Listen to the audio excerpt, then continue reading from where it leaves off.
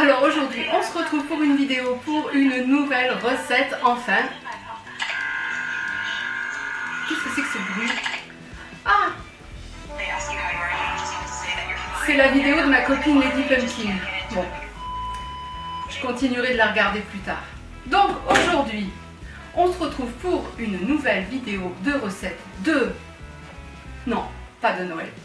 Et non, avant Noël, il y a une autre fête, certes, une fête qu'on ne fête pas vraiment en France, mais que j'ai eu envie de fêter, c'est Thanksgiving.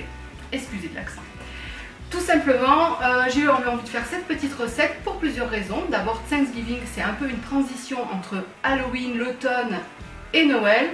Aux États-Unis, c'est vraiment à partir de cette date-là qu'ils préparent vraiment Noël.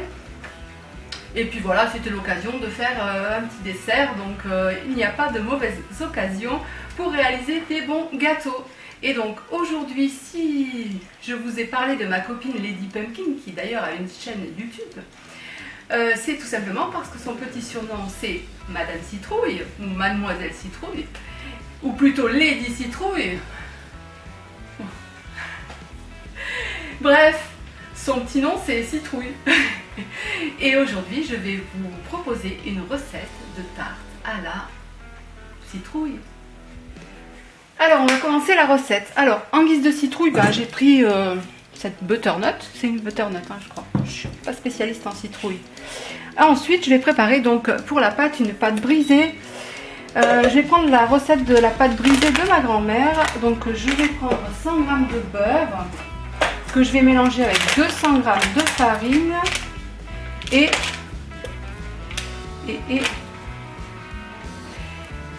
un petit verre d'eau, juste pour que ça s'amalgame bien et que ça fasse une boule. Une petite pincée de sel bien sûr.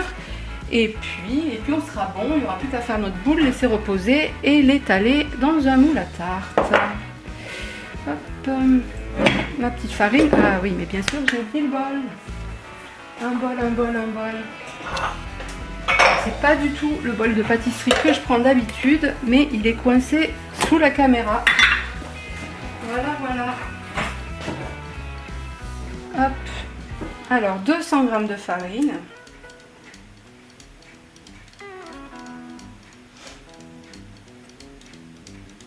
Hop là, on se calme. Hop. Voilà. 200 g de farine. 900 g de beurre que je vais faire un peu fondre pour pouvoir les mélanger facilement. Une petite pincée de sel et un petit peu d'eau que je vais rajouter pendant que je ferai tourner tous mes ingrédients dans le robot. Allez, j'ai mis la farine avec le sel. Je vais mettre mon beurre semi-fondu.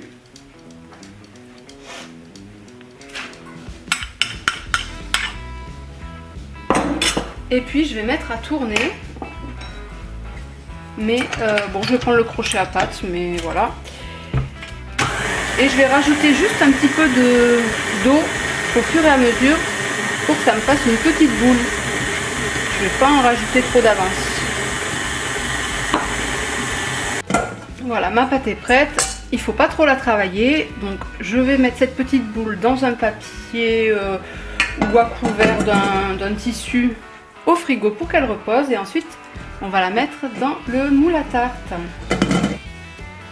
Et maintenant il va falloir que je trie ma citrouille pour la faire cuire. Alors je vais la faire cuire à la vapeur dans une cocotte minute, puisqu'en fait il me faut récupérer la chair.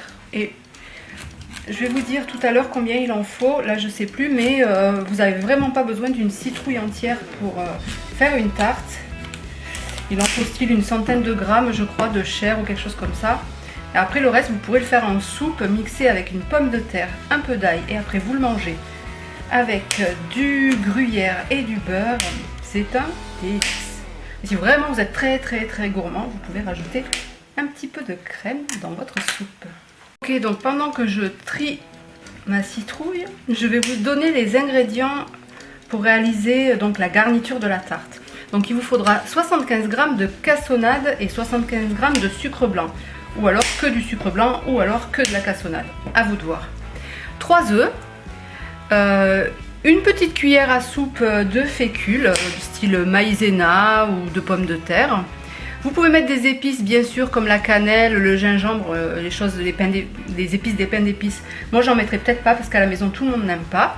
Ensuite il vous faudra 250 ml de lait tiède. Et ah bah j'ai dit une grosse bêtise, il faudra 500 g de chair de citrouille. Je croyais qu'il en fallait beaucoup moins. Bon après ça dépend peut-être de la taille de la tarte ou la recette que l'on utilise. Voilà. Bien sûr, comme pour toutes les recettes, il faudra sûrement rajouter une petite pincée de sel dans l'appareil.